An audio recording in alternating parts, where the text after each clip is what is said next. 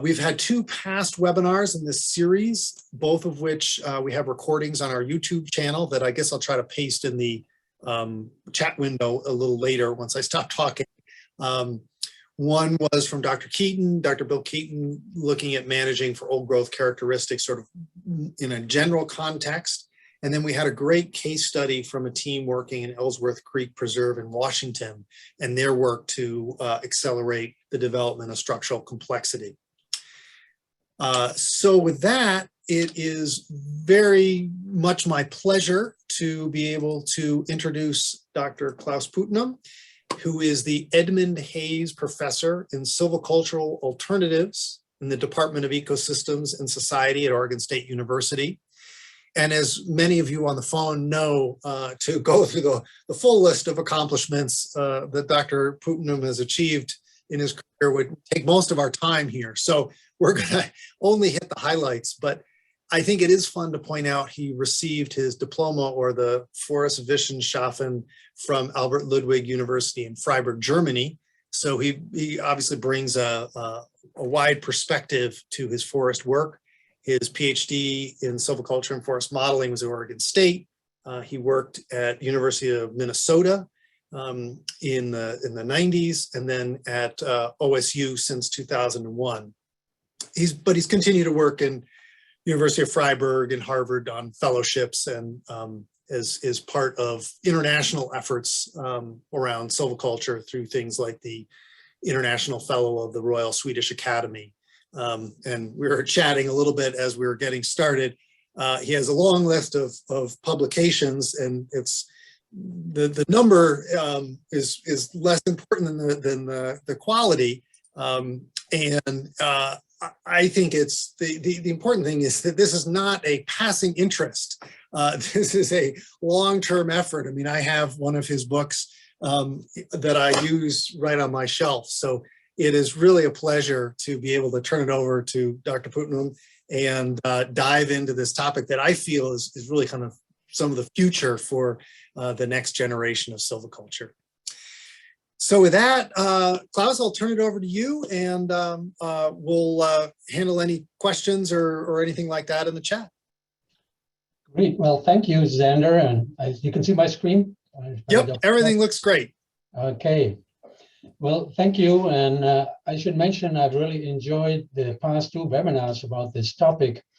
And especially after the second one, I've changed my presentation to kind of and tailor it to kind of complement more and expand on the topics that were already covered on that. So what I want to share with you is some work that I've been involved in for the last 20 some years on that, dealing with mainly, I guess I'll pull information from the large-scale management experiments. You see a BLM installation on the left and the Forest Service installation on the right. And I should mention, this is not just my idea, my work. This is really only possible through a long list of collaborators, especially Brenda McComb, John Tapner, and I think I saw Cheryl Friesen on the list as well. Cheryl, you'll know this photo here on the right. And the reason I got interested in these large-scale studies is the typical treatment area is 40, 60, in some places even over 80 acres in this setting. And so that's quite a bit different than our typical silviculture experiments with a quarter, half, or maybe 1 acre on that. And the big difference that I got interested in is that we can start quantifying variability within those treatments on that. And so I will focus on that, and then hopefully can tie the story together with that variability, you know, the message that I hope to convey at the end. It's not a one-size-fits-all homogeneous old growth, restoration to old growth, but we really need, I think it'd be benefit from looking at different spatial scales and time scales, and looking at the different components, the different parts, and taking those parts into consideration rather than just focusing on the sum. So, oops, no, see what that. So all these experiments, there are a couple thousand acres tied up in the Pacific Northwest from Alaska down into Oregon and California. They all basically have that same setup on that. You start here on the left with some homogeneous stands often planted Douglas fir in our pods. We do some kind of restoration treatment, and with the notion that we want to accelerate that development to late successional characteristics.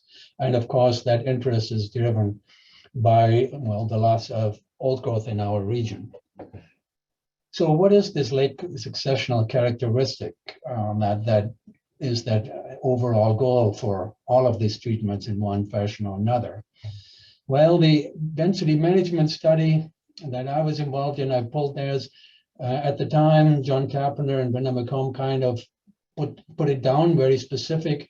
And clearly, as you can see here, all these studies are driven by, well, the Northwest Forest Plan, the spotted owl, marble murrelet, the endangered species concerns. And here they get a little more information, what they mean with late successional characteristics, vertical canopy layering, the high diversity in tree sizes, canopy closure, and then large trees, large snags on that. In fact, actually, they got even more specific.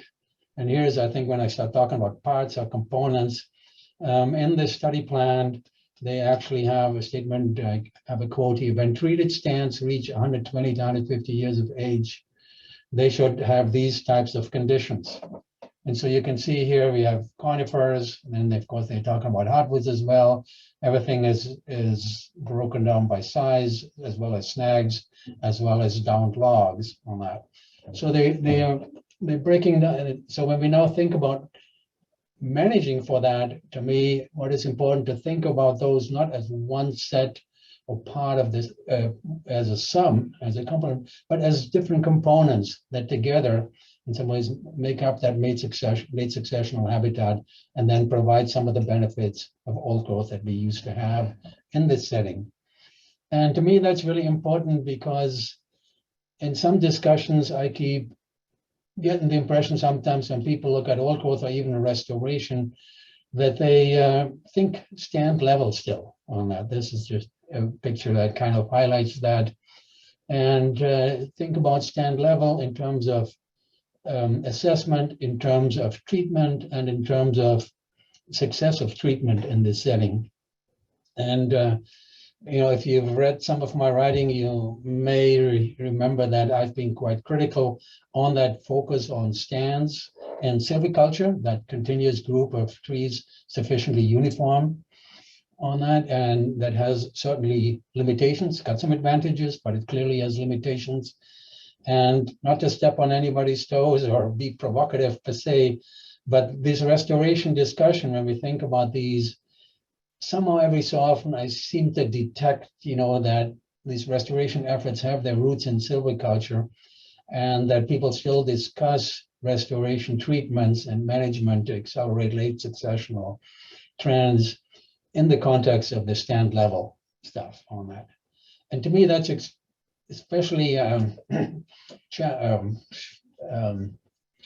intriguing, you know, as many of the treatments in those large-scale experiments or in the restoration efforts are really designed to bring in variability at smaller scales within the stand, you know, from skips and gaps that Connie Harrington talks about. We'll have leaf islands and other labels on that. So these treatments are designed to make that meaningless, to make that stand not uniform on that. And so that potential idiosyncrasy, I guess, maybe I should call it, that's been really intriguing to me. And I want to share with you what we've learned from our experiments in that context, thinking about the different components, the individual parts that then in the end make up that sum on that. And I'll only use the examples from our studies, but I like to think that probably in different parts of the continent here and other parts of the world, the story won't be that much different, at least the major message. So when I start first, what stands are sufficiently uniform here. If you just look at the left one here, the control, this is the high density and moderate density and variable density treatment. They had gaps and leaf islands in it, so they're a little biased. But if we just look at the controls, so these are the stands that planted Douglas fir or naturally regenerated Douglas fir that were considered in need of restoration. They're too homogeneous on that. And well, on the larger scale, they clearly are, and they look that way. They're dominated by one species, fairly high density. But if you start putting quarter-acre plots in and assess the uniformity at a quarter acre, you can see here in terms of basal area, we have about a 6-fold difference between the most open and the most closed plots. In the trees per acre, we have an 8-fold difference on that. So there's quite a bit of spatial variability in these stands that we considered homogeneous, I guess, and too homogeneous to accelerate to old growth. So that already tells you something. There's some variability there, and making that assumption that we work at the stand level, we're ignoring that. I'll make the case that there's a lot to be gained by paying attention to that variability and utilizing it in terms of management. So that's spatial variability.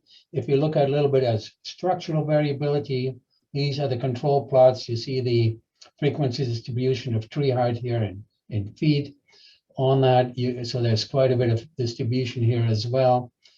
So clearly telling us that in terms of spatial and structural conditions, these homogeneous stands have quite a bit of variability at smaller scales on that.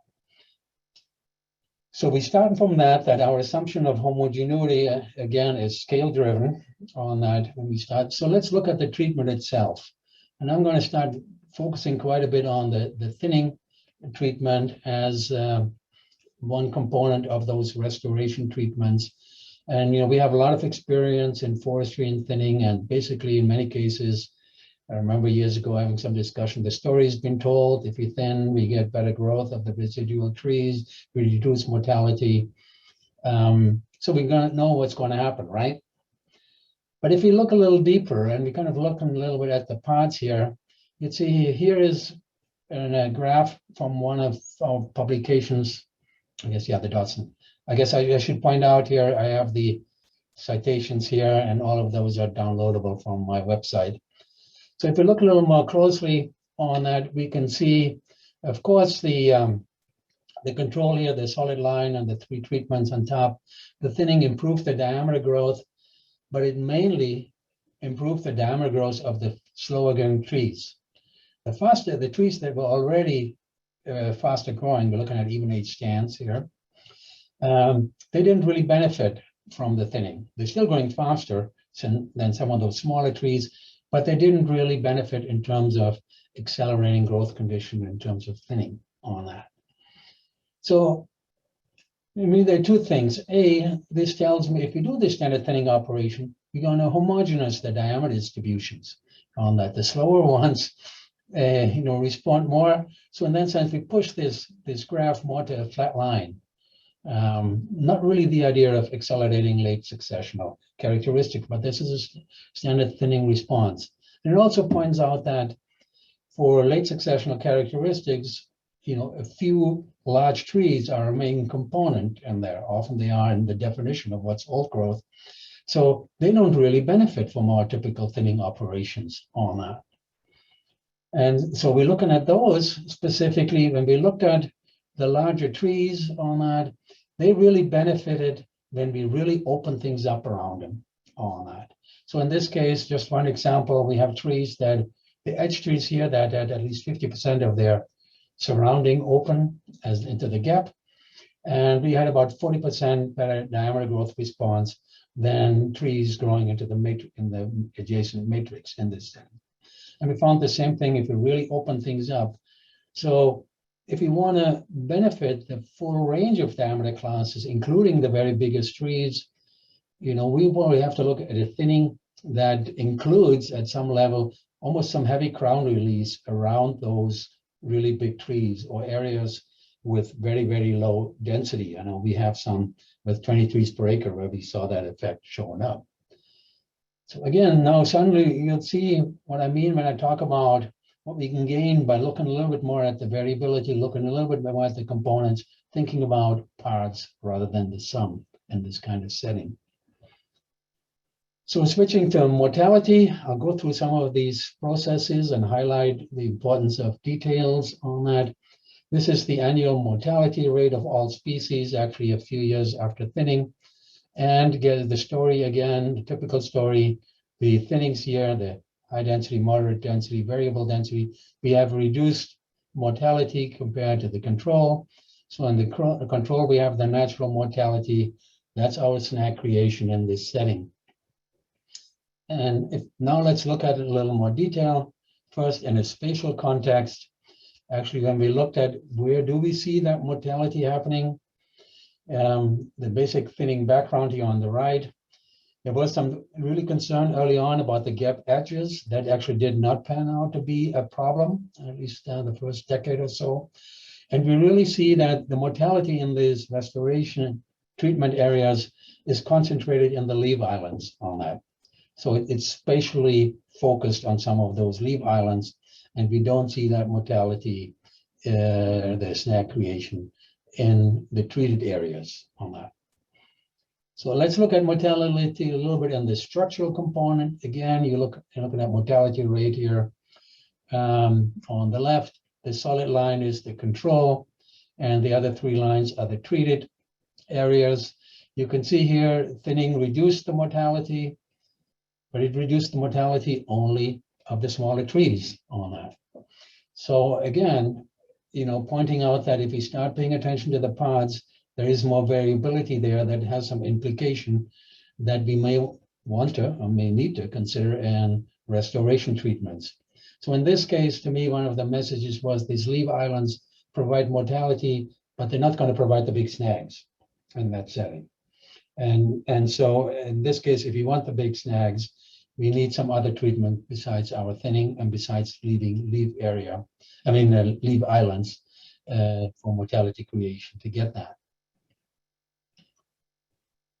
Let's go to another aspect of late successional characteristics that was not written down in detail in the study plans, but clearly understory vegetation is an important component of late successional habitat, a great contributor to diversity from insects to songbirds to all kinds of other critters and plants.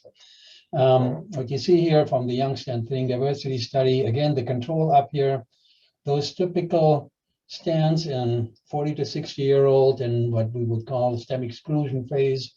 They may or may not have had some pre-commercial thinning, but about a little bit less than half of the area was covered with understory vegetation, in this case actually covered with shrubs in the setting. So fairly consistent over time.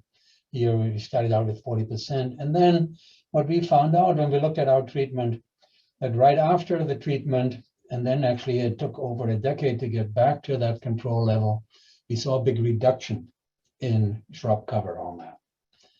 So again, the notion was these treatments are accelerating late successional habitat. Shrubs are part of late successional habitat. It turns out here that trend, at least in the short term, did not play out that way on that. But then when we look at things a little closer to it, we looked at actually an alignment of various studies, and we found that this reduction in shrub cover due to harvesting, which I guess is expected, you drop a bunch of trees on the ground, cut them up and drag them around with skidders or cables, you're going to reduce the shrub cover underneath. We found that was prevalent in all sites where we had at least a third, 30% cover of shrubs at the initial conditions before the treatments. In other studies where we had actually very, very low shrub cover in the beginning, we saw the opposite trend. We saw that shrub cover increased right away, and we didn't see this initial drop in the beginning. So again, pointing out that when we talk about, as ecosystem responses, it's important to qualify it and talk about the different parts, because the response is not always going in sync. Going to the diversity of plants, this is understory species richness on that. Again, the general story, after you open things up, you get higher richness, fairly straightforward. That's been told. If you look at it a little bit closer here, what you see is the control, high density, moderate density, variable density. The big increase in richness is the early successional species on that. We saw a tiny bit in the omnipresent species and basically no changes in the late serial species in this setting. So we increased the diversity of understory vegetation in our treatments, but a very selected part of the diversity here that is really benefiting from that. And of course, to me, it's kind of intriguing. These treatments are designed to accelerate late successional habitat and characteristics. And one of the major responses is we get an increase of early successional understory vegetation species in that setting. So it's not just a simple acceleration of diversity. There is really value to looking at it in a little bit more depth in terms of composition, but also in terms of spatial variability in this setting. So here you can see actually we put transects through gaps on that from the lower southwest here to the northwest corner. So the green on both graphs here are the forest matrix, and the center here is the center in the southeast and northeast plot in the gaps. And so you have 1/4 acre gaps and 1 acre gaps. And so here you can see the impact of the gap creation on species richness. We really see the benefit of those really open conditions. We didn't see as much benefit as I pointed out in the matrix, and there's clearly an edge effect for that. So this really tells you also the edge effect, of course, is a function of gap size. So size matters in this context. It also points out if you really want to make change in understory species richness, clearly biased, as I pointed out towards the early successional one, you can't be subtle. The thinning treatments and even intensive thinning treatments are not the same in terms of understory responses than the gaps are setting. So we have to look at these treatments again as a collection of treatment areas that includes the gaps, and the response in the gaps is different and compared to the matrix, and as I highlighted with mortality is different compared to the leaf islands in this setting. I want to just dig in a little bit more, getting into processes. I talked about species richness, but I also want to point out that species is not equal to species. On that, we're not interested in species per se, if I can say that. We're really, in many ways, more interested in ecosystem services that are provided by the species on that. So here is a study we did a few years back where we actually looked at subsets of species. And we looked at ecosystem services, actually with 3 of them here. The insect pollination, those are all the flowering plants that feed that insect pollinator food chain. The pollinators are eaten by other insects, are parasites, songbirds eat the insects, etc. Then we looked at plants that are fleshy fruited, so that provide a big food source for small mammals or songbirds. And then we looked at plants that have palatable leaves. So that's really focused in a lot on the deer and elk story on that. And then we subset those plants in terms of how do they respond to, well, climate change aspects. So how do they respond to drought? Do they sprout right after fire? So they are fire tolerant, and are they able to tolerate more heat? And then we analyzed how do our thinning treatments influence those types of species. And I'm just putting on the title here as kind of a summary, but we really came to the conclusion that if we do these, implement these thinning treatments that have the spatial variability with gaps and with leaf islands and densities mixed in and laid out efficiently, the likelihood that we maintain these food chains through the insect pollination, the fruits and the leaves, even if it gets drier, warmer and more fires, is higher than if we don't apply our restoration treatments on that. And you can, I guess one could go through and use other ecosystem services and other disturbances on that. So pointing out that these, paying attention to the detail, to the species and which species responds can really give us some information that allows us to target our treatment to some specific challenges. In this case, climate change and wildlife, habitat of wildlife food chain as an example. I want to go into a little bit more detail and a lot more of the parts. So I talked about species not being equal to species. Now I'm talking about a plant of one species is not equal to a plant on that. And what you see here is some of John Tapperner's work that they published in the early 2000s, You see actually on the left in all these graphs, these are 4 years. The left one is unthinned to the heavy thinning. So from left to right, you have increased thinning. And what you see here is the raceme bearing, so the flowering Oregon grape, the stems they're flowering. And you can see here that for most years, there's obviously some variability, but clearly when we open it up more, we have a higher likelihood of flowering in the setting. And again, of course, that's the likelihood of producing fruit, and that's the likelihood of feeding that. So depending on the overstory, depending on the entry, we get a different vegetation composition, but the vegetation also has different impacts on the ecosystem processes. So in many cases, it's not just, I guess, the benefits of having the plants there. It's not just that they're there.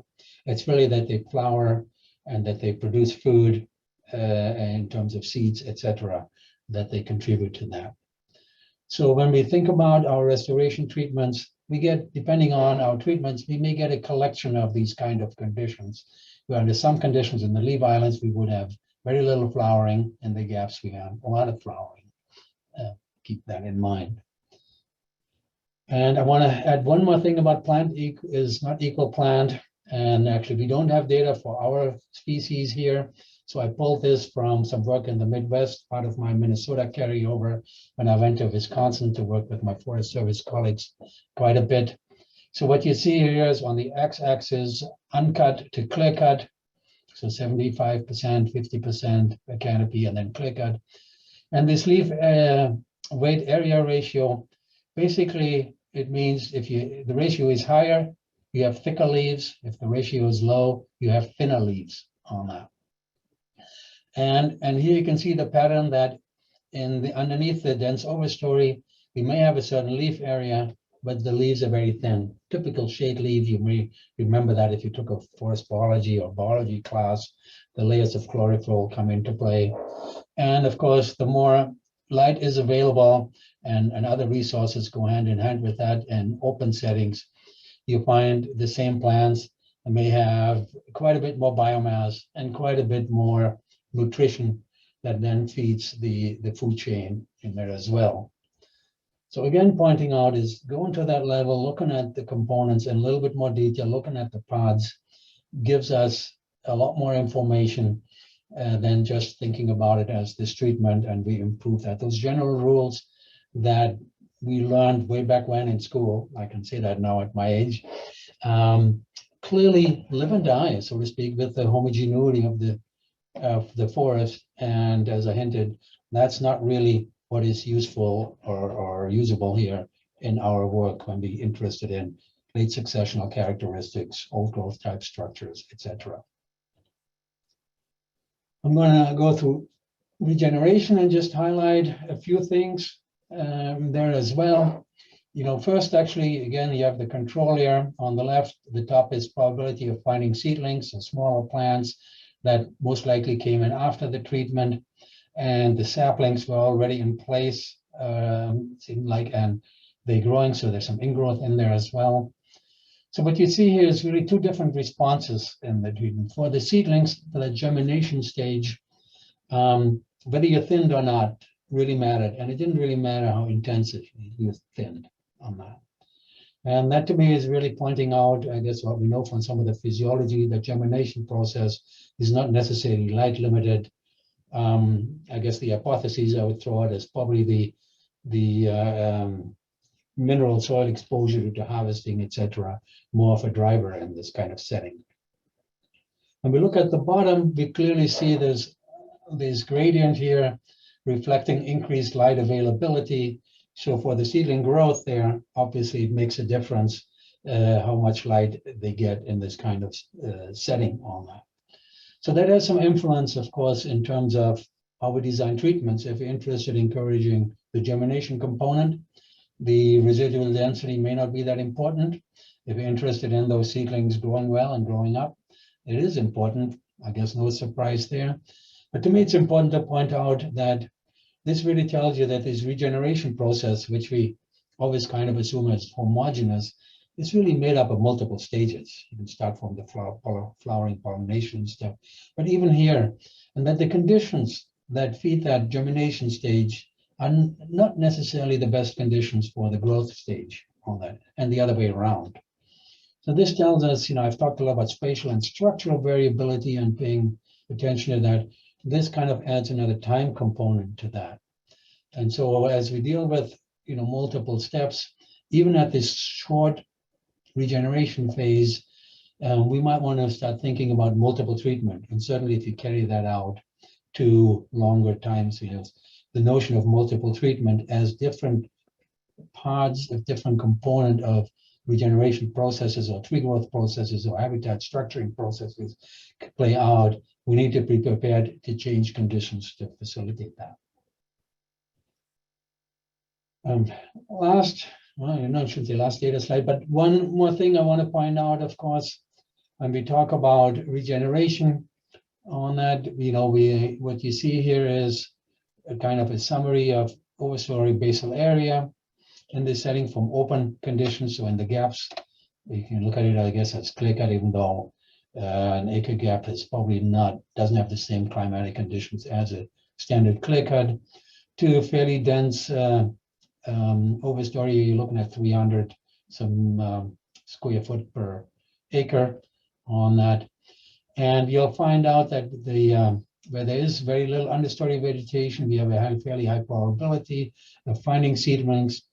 And then where you find more understory vegetation, that probability declines till you get to the point that there is very little influence of the overstory. The major influence on driving seedling establishment is driven by the understory. So we need to flip that overstory conditions driving at one level or another at the higher level, understory condition driving at the regeneration component at another scale here. So that tells us when we start thinking about management, thinking about restoration, we need to think about those multiple components and that we influence all of them to kind of get to the success that we're really after. So how do we tie those things together? This is just a conceptual summary that I kind of pointed out a while back. I pulled that together from various publications and kind of came up with how do some of these responses align. I kind of called it as kind of an old growth nest, not really a word, but in fact, we have some kind of treatment. And the main story really, I want to point out that not all these responses go in sync. You look at the snag responses, you look at the understory shrub responses, and even where they go in sync, the responses don't have the same time scale in this setting. And so that's important to consider when we think about treatments. So how do we deal now with this variability? How do we put these things together on that? And so I'm kind of a visual person, so I started to align things. So if I align different aspects of our restoration treatments in the studies along this gradient of size of trees, you have the graph here. We have the germination, obviously influencing the smaller trees, and we find that basically throughout the study sites. The seedling and sapling growth, it really needed open conditions and gap conditions. So those smaller trees are influenced there. As I already pointed out, we get the mortality at the smaller trees, we get the thinning response at medium-sized trees, and they influence the largest trees. We need open conditions, and especially to get gap edge is influential on that. Sorry.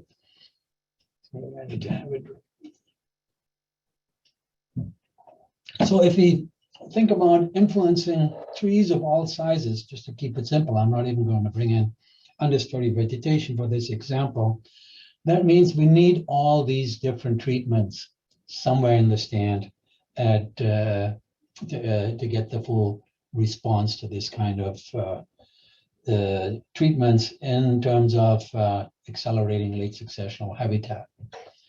And so how do we do that? Again, I'm a visual person. So I took one component of our study site, actually one treatment area here, and I kind of colored out which different processes are playing out where. So that germination, seedling establishment component we found throughout the sites. When I looked at that seedling, sapling growth components, as well as early successional vegetation, that was really determined in the gaps. We see those in yellow here. The mortality component, so I'm going along the tree size, gets getting bigger. We found those in the leaf islands. We found marked here in green. The standard thinning response of, smaller and medium-sized trees, we found through the thinning matrix area. And then the largest trees were really influenced at the gap edges. And I think I pointed out before, we have this 20 trees per acre spot up here that where we really saw the responses of the larger trees. So a restoration treatment that wants to address all these needs this type of spatial variability on that. And this to me is an important thing to keep in mind when considered when we not focusing on the sum, focusing on that stand level issue, but focusing on the pads. Like we had some discussions, I think, when we discussed the Ellsworth last time about trade-offs with large branches and carbon and stuff. And this kind of really hints that we can probably accommodate some of that if we kind of spatially separate some of those issues as well. And we can avoid this potential conflict. And of course, when you lay this out, the one thing, getting back to one of the first slides that I pointed out, is where you lay out this stuff is really it's really important to think about initial conditions and being efficient. For example, in a treatment up on McDonald Forest here or College Forest, we went through and everywhere we had wolf trees is where we basically thinned around them and focus on those will become the biggest trees already, and those will become our valuable big habitat trees for the future. So we didn't randomly pick trees. We kind of took advantage of that initial variability. So just one more point, I'm getting close here, but I want to point out when we think about trade-offs, here's one of our papers looked at the trade-off between carbon storage here on the x-axis and species richness. And the discussion, what you see staying at the stand level, there's a trade-off. You can't have both. And I've been guilty of saying those things myself. Again, when we look at the pods a little different, when we looked at it actually at late seal richness on that, we find out in some for those types of species, we can have both. So we really want to look at this in more detail and look at the pods, think about ecosystem service clusters, which ones go in sync.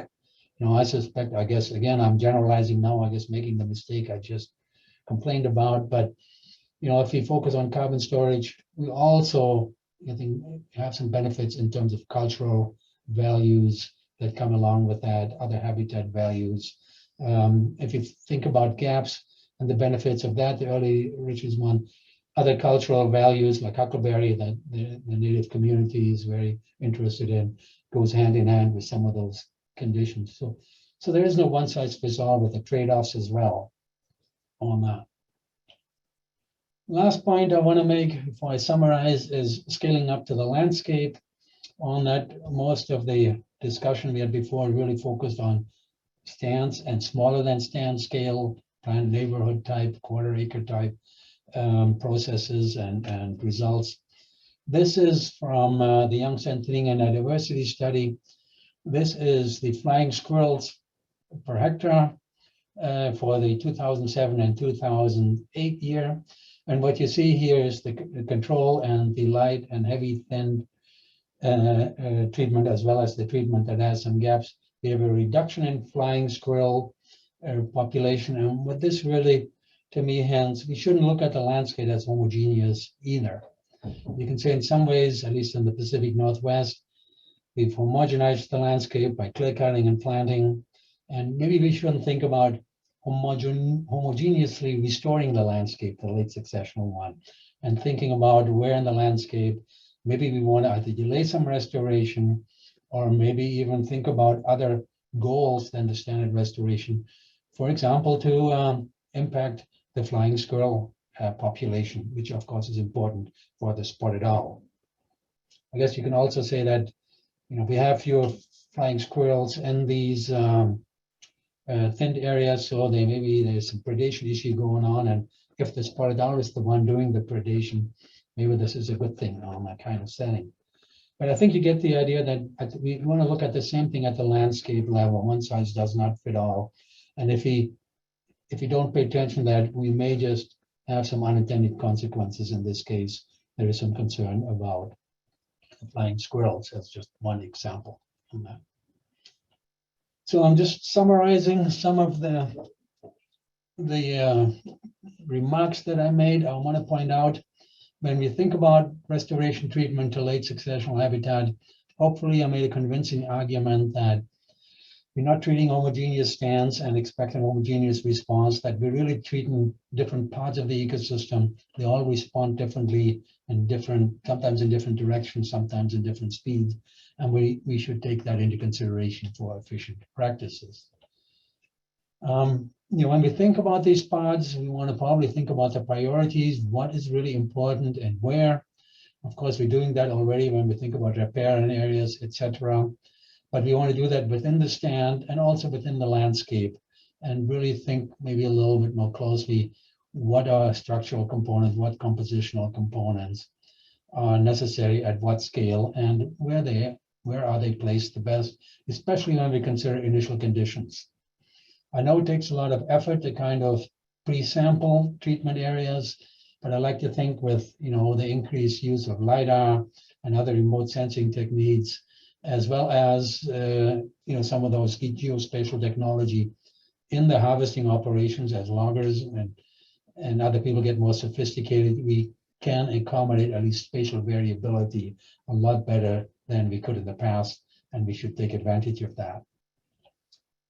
And we should also point out the variability of responses on that. I point out this is general story, thinning increases diameter. Yes, it does, but the variability depends on several factors, especially as I showed the initial size.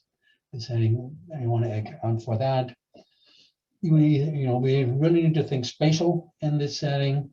Things like gap size, and how those gaps may or may not be connected in this kind of setting is really important, especially with gaps and connectivity. Actually, what I want to point out, that can really come in handy with the logistics as well.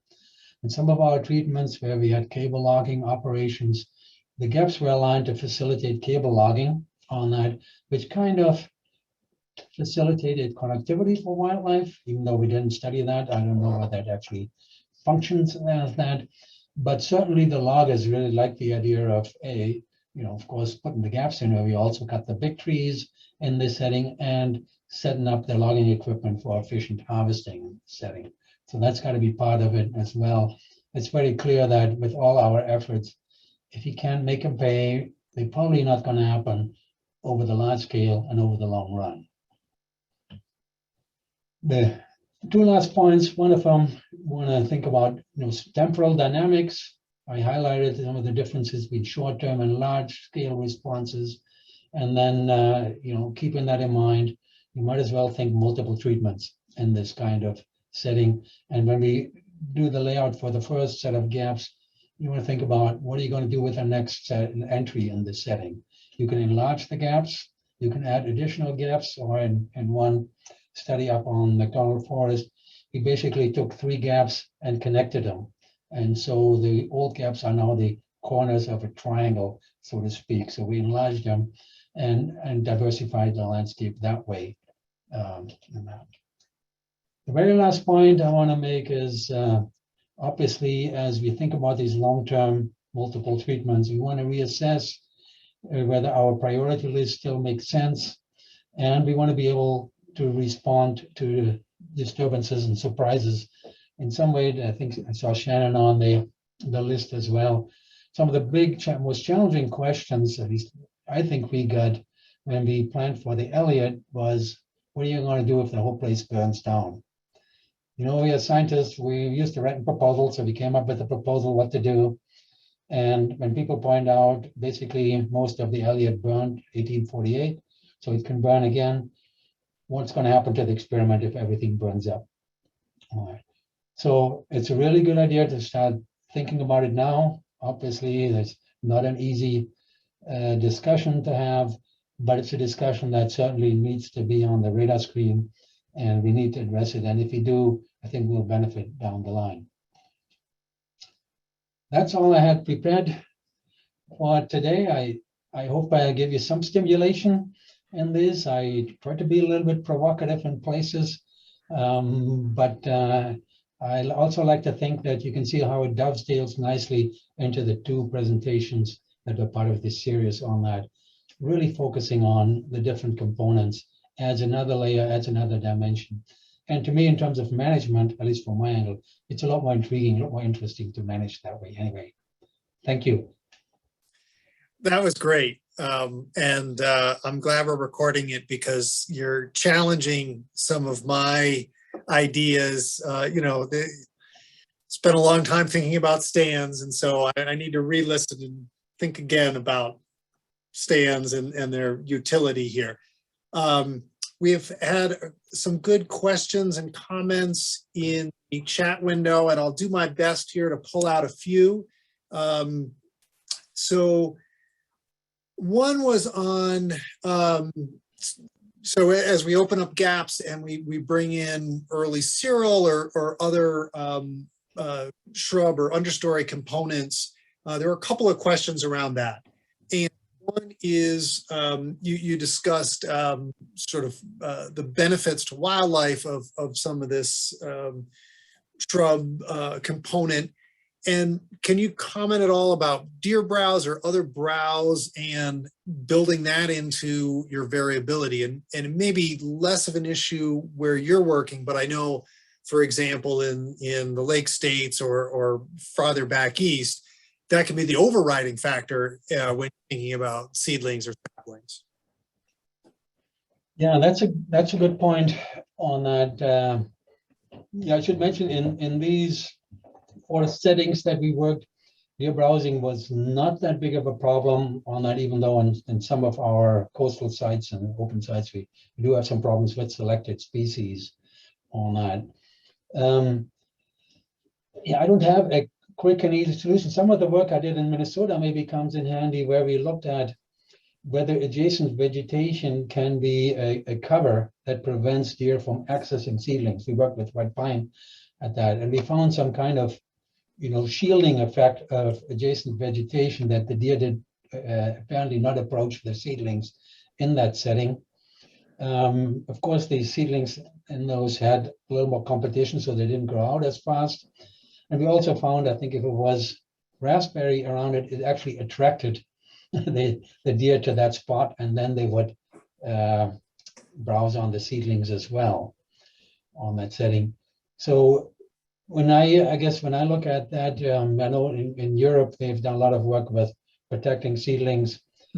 And you want to think of it, to me, in terms of which seedlings do you want where, and can you concentrate your efforts in terms of browsing protection in those kind of areas on that. Otherwise, we just have to accept that certain species will take longer if they grow through the browsing heights, I guess, till they make it above the browsing level. So it's something that's there, but yeah, I'm afraid that, if you really have that Pennsylvania problem, if I can call it that, unless you have some handle on the deer population, or you have some big investment in terms of either seedling protection or some kind of fencing, some other ways, it's going to be tough to overcome that. What I've learned though, so far, I guess when I look through this, even in some areas with heavy browsing, I am always amazed. Eventually, some of those browse species will make it through. There's that occasional seedling that keeps being browsed back 1, 2, 3 years, and then puts out a leader and makes it through. So if you think about long term, there is more hope. We can be a little bit more optimistic. But we have to change our expectations. This is not a typical forestry operations where after harvesting we reforest and everything grows through. We have to accommodate for the browsing and change our expectation in terms of time dynamics.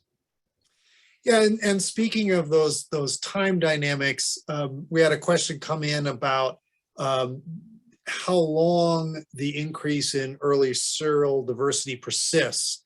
And I put in my suggestion that it obviously varies by ecosystem and likely also by gap size silvicultural treatment, but I'm guessing that you have a more refined answer. Well, yeah, as you point out, it depends on, a lot of these forests that we've been working with in the Pacific Northwest are very dynamic, very, fast growing trees. Douglas fir has its reputation for a reason on that. Some of the earlier work, when I looked through as best as I could tell, you can still see, when they had a fairly heavy thinning, a decade and a half later, you still saw some residual carryover of that. It's not a prominent feature in the landscape anymore, and obviously they slowly being displaced in this kind of setting. And that to me is again why, thinking if you want this to be part of an ecosystem in the long run, then thinking multiple entries is absolutely necessary. And related, there was a question about the, putting it in quotes, obviously depends a little bit on objectives, but ideal gap sizes. And again, probably varies by tree height, et cetera. When you're thinking of these gaps, do you have a scale in mind? Well, I guess I can fall back here to my story. Depends on which part you're interested in. We've done quite a bit of work. Well, if you're interested in growing Douglas fir back up, then we know that a quarter acre, half acre gap is too small. I would probably, in that case, push for 2 to 3 acre gaps that at least a big part of the gap in the center has some fairly good open field conditions. If you're interested in certain selected understory vegetation, I showed the quarter acre gap was already enough in these stands. So the trees here would be 100 some feet high, 110, 120 or so in this setting. So it really depends on what specifically, you're interested in. So if you ask me for ideal, I say, well, it really depends. That's, and of course it varies by ecosystem, as you point out as well. And there's some political considerations. I know I've had discussion, I think Cheryl was involved in some of them in the past with different district of silviculturists, and how when at least the public in that case became concerned, it's not a gap, it's a clear cut. And that's another dimension, of course, that needs to be addressed and is quite influential. Yeah, no, that's really important. Have you seen any wind throw and again, probably varies by topography and location and ecosystem, but presumably some trees on the edge of gaps where wind is a bigger disturbance factor, that would play into stand development as well, right? Yes, and that was a big concern, especially when some of those gaps were laid out, accommodating the logging a little bit. So some of them were on a little bit of ridge lines or on the slopes like that. And so far, we have not seen that. I know the kind of running joke between John Cicely, he was the science liaison at the time, that if all the trees blow over, then we call that the Cicely effect. But that did not happen here. And of course, if he would have had a bigger windstorm, if he would have put this plots in before the Columbus Day storm, we probably would tell a different story. We did see, though, wind throw when adjacent land was cut, especially on some of the BLM. We have a checkerboard pattern. So when some adjacent private owners clear cut their land, that's when we had windstorm problems, and had a couple places where 3, 4, 5 acres blow down. We did not see it happen in our gaps. I pulled out that the mortality on gap edges, that was a big concern, and so far that has not been a problem. Great. And I'm just pasting in the chat window. Someone asked where the recording will be available. I'll email everybody who registered, but we'll also put it on the Forest Stewards Guild webpage, and I put that link in there. Let's see, and then we had a question come in about maintaining, enhancing mycorrhizal health with treatments. In some cases, the soil, the carbon stored in soil could be a really important objective for the land management or land stewardship. So have you done any work on that aspect, gotten your spade out? No, actually, my very first job was in soil science, and I decided I didn't want to have a career where I have to use the shovel too much in well, in Germany that was. But no, of course I'm aware and to communicate with Suzanne Simard and other people around that. There has been done some work in terms of partial harvesting and fungi in the demo study here on that. And it seems to indicate that even at partial overstory retention, that the fungal community is quite active on that. We don't see, that's my impression, I guess. We don't see that big drop off that you would maybe see in other settings. And our soils are a little bit different. When I see some of the examples that Suzanne brings up from British Columbia, we don't seem to have that same limitation in terms of the influence of mycorrhiza for seedling establishment that they have in the ecosystem she works with. Great. Well, we're just about at the top of the hour. Some good conversation about differences of where browse is a problem and the importance of predators, etc. I thought as we were having some of these conversations in the chat that it'd be so much better if we were all in the same room. And it reminded me that it's been postponed until the fall, but this is the sort of conversation that I look forward to having at the Innovative Forestry Summit that I believe is September 30th planned for. So I put a link to that in the chat as well, because I think these are complicated issues. A lot depends on initial conditions and land ownership constraints, etc. And so there's a lot more to talk about, but I really appreciate, Klaus. This is as I say, I'm going to re-listen to the recording because there's a lot to think about here. It sort of makes my head hurt thinking about the complexity of getting all the parts right, even as we think of the sum. So I really appreciate your presentation. And I guess with my name, if you can spell it, I'm not that hard to find. There are not that many Klaus Puettmann silviculturists in the States. You'll find my email. Feel free to send me, questions or comments, suggestions. I'm struggling myself to get my head around this whole issue on that. Great. Well, thanks everybody for participating. And we got such a good response from our little mini series. We may extend it.